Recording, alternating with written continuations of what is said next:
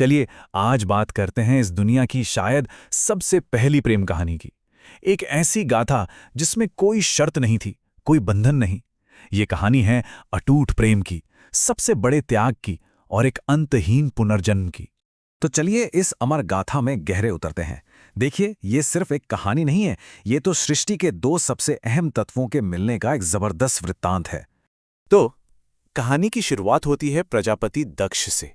वो सांसारिक व्यवस्था और बुद्धि के प्रतीक तो थे, लेकिन उतने ही अहंकारी भी। और उनकी एक दिव्य बेटी थी सती, जो खुद आदिशक्ति का अवतार थी, यानी भक्ति और प्रेम का जीता जागता स्वरूप। सती का स्वभाव ना बचपन से ही सबसे अलग था। सोचिए, एक राजकुमारी जिसे राजमहल के ठाट बाट और कीमती गहनों में कोई दिलचस्पी ही नहीं थी। उनका मन तो बस एक ही जगह रमता था, शिव की कहानियों में। और मजे की बात यह है कि जहां लोग शिव के वैरागी रूप से, उनकी भस्म और सांपों से डरते थे, वहीं सती को उसी में पूरे ब्रह्मांड की खूबसूरती दिखती थी। तो ये जो आकर्षण था ना, वो पहले भक्ति बना और फिर अटूट प्रेम में बदल गया। बस अब तो जीवन का एक ही लक्ष्य था, शिव को अपने पति के रूप में पाना।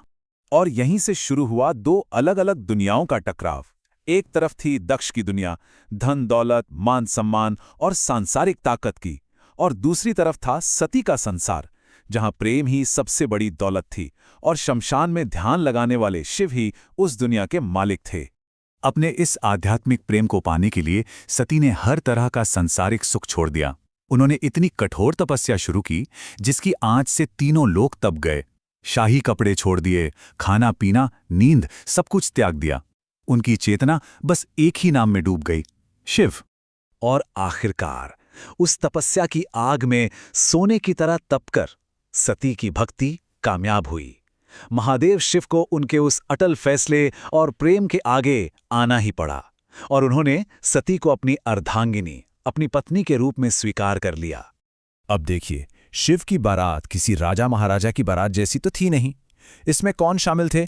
भूत, प्रेत, पिशाच, योगी और ऋषि मुनि। उनका वो भस्म लपेटा हुआ, सांपों से सजा हुआ रूप दूसरों के लिए शायद डरावना था, लेकिन सती की आंखों में तो अपने शिव के लिए सिर्फ और सिर्फ प्यार और गर्व था।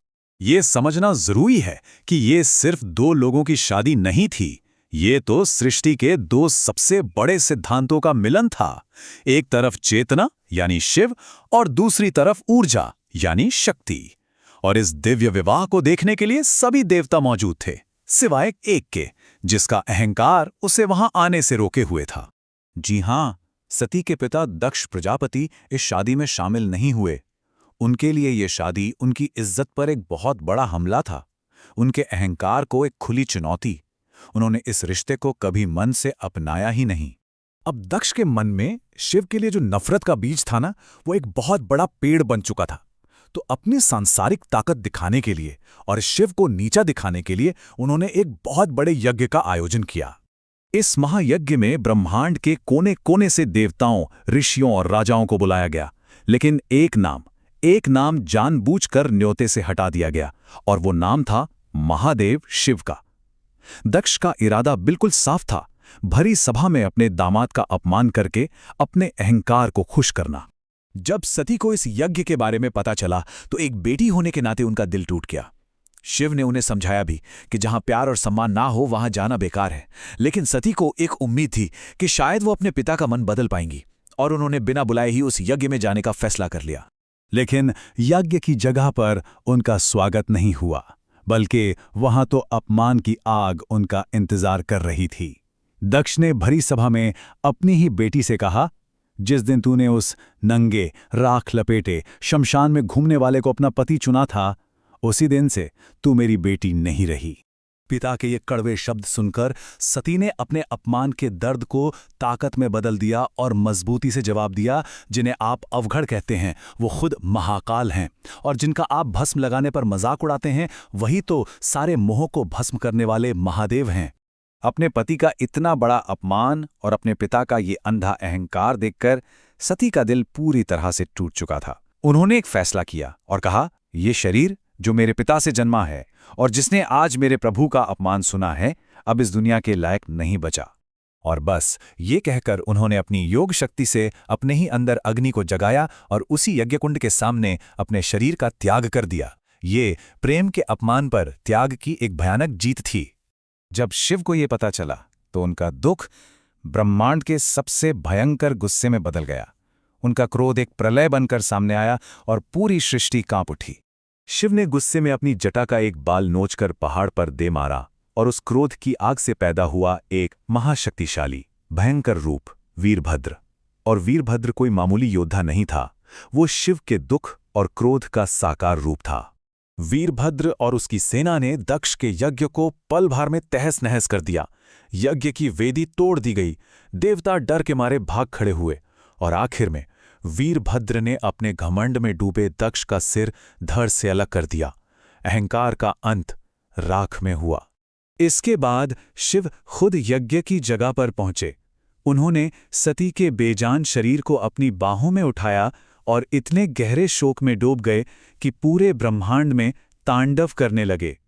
उनका यह दुख इतना ज्यादा था कि सृष्टि का संतुलन ही बिगड़ने लगा। ब्रह्मांड को इस महाविनाश से बचाने के लिए सारे देवताओं ने भगवान विष्णु से प्रार्थना की, और तब एक ऐसा दिव्य हस्तक्षेप हुआ जिसने शोक के उस पल को हमेशा हमेशा के लिए पवित्रता में बदल दिया। तो शिव का ये मोह तोड़ने के लिए भगवान विष्णु ने अपने सुदर्शन चक्र से सती के शरीर के हिस्से अलग अलग कर दिए। पृथ्वी पर जहां जहां सती के शरीर का कोई अंग या गहना गिरा, वो जगह दिव्य ऊर्जा का एक केंद्र बन गई, और इन्हीं जगहों को आज हम शक्तिपीठ के नाम से जानते हैं। ये विनाश से निकले सृजन और एक अमर प्रेम के हमेशा हमेशा के लिए गवाह हैं। तो सती का आग में खुद को समर्पित कर देना एक अंत नहीं था, ये एक वादा था, एक नई शुरुआत का इशारा। यही आग हिमालय की बेटी पार्वती के रूप में उनके दोबारा जन्म लेने का आधार बनी, ताकि शिव और शक्ति के मिलन की ये अधूरी कहानी पूरी हो सके। ये कहानी हमें एक बहुत गहरे सवाल के पास लाके छोड़ देती है। क्या प्रेम सच में कभी खत्म हो सकता है, या वो सिर्फ अपना रूप बदलता है? शायद सती से पार्वती तक का जो सफर है ना, जवाब उसी में छिपा है।